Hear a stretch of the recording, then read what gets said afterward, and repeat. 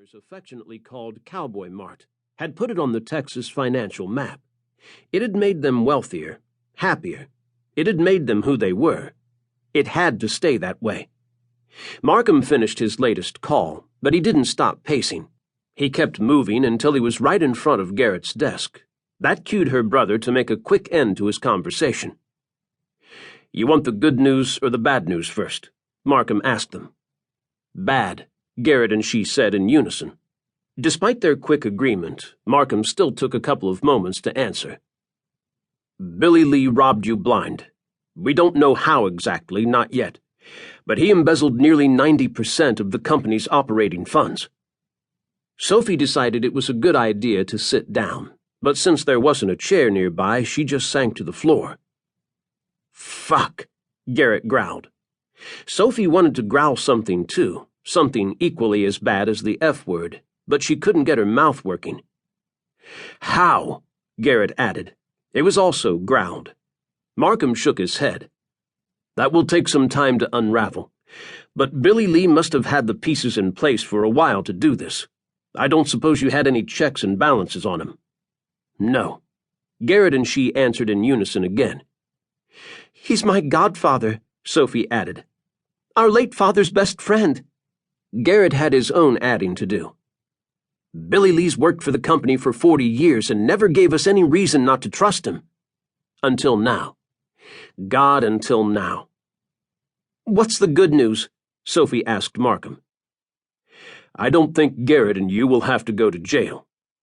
Sweet baby Jesus in the manger.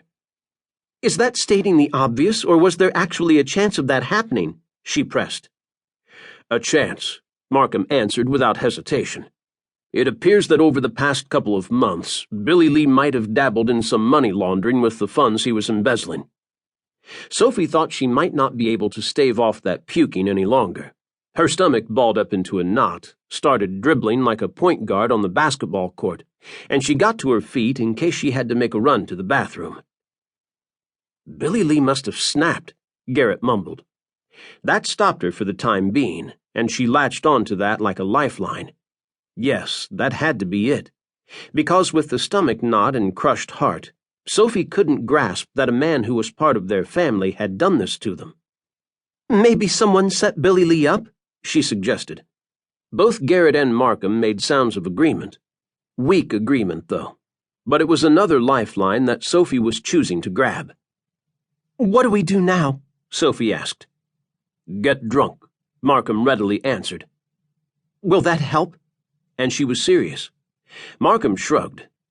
"Only if you drink enough to pass out." Sophie decided to keep that as an option. Her phone buzzed at the same time that Markham's rang, and Markham stepped into the hall to take it. Maybe because he didn't think it would be wise for them to get another dose of bad news so soon after the last one. But it was too late for that. Brantley's name was on her phone screen. She debated letting it go to voicemail, debated answering it just so she could curse him, debated the getting drunk option again. But after 5 rings, Sophie hit the answer button. "Are you all right?" Brantley blurted out before she could curse him. No, she wasn't, but her pride prevented her from saying that.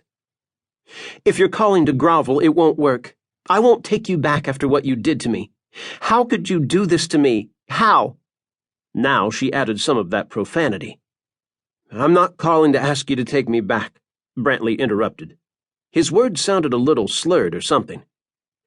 "I meant it when I said I can't marry you." That stomped on her pride and her heart some more.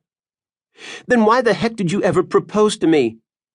Silence, which was just another form of heart-stomping. The least Brantley could do was apologize and call himself some of the names she'd just called him, but the silence dragged on and on.